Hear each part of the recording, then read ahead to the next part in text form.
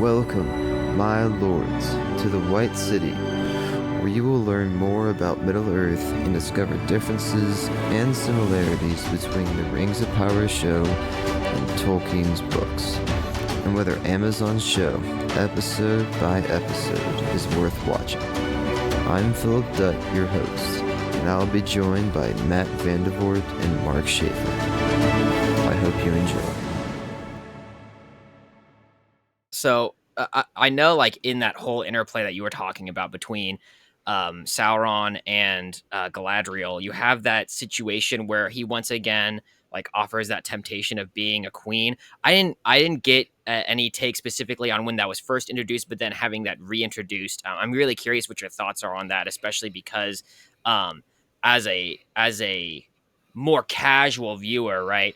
I saw that and saw, Lord of the Rings and went, oh, that was kind of a cool reference. That was a cool to see. Okay, this is something that was seeded in her mind from the beginning of the Rings. Like, what is your thoughts as like more of a huge fan of the actual accuracy of this content?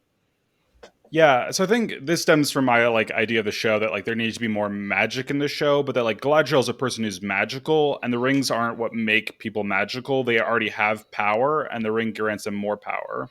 So the idea in the show is that, in the lore, is that Galadriel actually could have beaten Sauron, right? That she actually is nearly as powerful as him, and if she had taken the ring, she could have beaten him. And the show, they've tried to play this almost romance, oh, we could be a king and a queen together.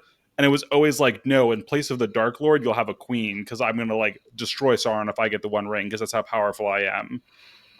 And yeah, just that weird romance from the first season of the show, I think, is coming back. Yeah, the idea is that Sauron should theoretically be opposed to Sauron. And of all the people in Tolkien's lore, Galadriel was never fooled by Sauron, like other elves were, specifically Celebrimbor. So, yeah. Yeah, to add on to that briefly, because I kind of agree with you, Mark. I Galadriel's journey through the show has been something pretty interesting. I think you can safely say controversial. But I think there was a few moments in the final fight that I liked, and it was actually where they were talking to each other and not fighting. Because they do actually briefly reference the Fellowship of the Ring at one point.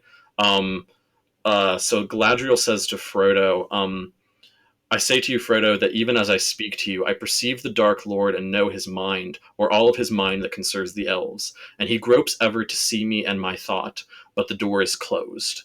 And I kind of think that's where they got the door is shut kind of line from the show. And I liked that kind of nod. And I think that was an interesting thing. But I totally agree that the whole idea of the kind of weird romance kind of attraction, I think they're trying to leave it open to interpretation, but I don't even want it left open to interpretation. So so I totally get where you're coming from on that. And I think that they kind of, I like what they do it up to a halfway point, and then I drop off. Yeah, I was going to say, I think, yeah, you can really see that Galadriel's supposed to be the paragon of good. And I hope that's what she's becoming. It seems maybe that's how they'll play her on in future seasons. But yeah, I just really didn't like seeing Halbrand again. But yeah. Thanks for visiting the White City. Before you leave, please subscribe to our podcast and check us out at thewhitecitypodcast.com. We're on YouTube or Facebook under the tag @The White City Podcast.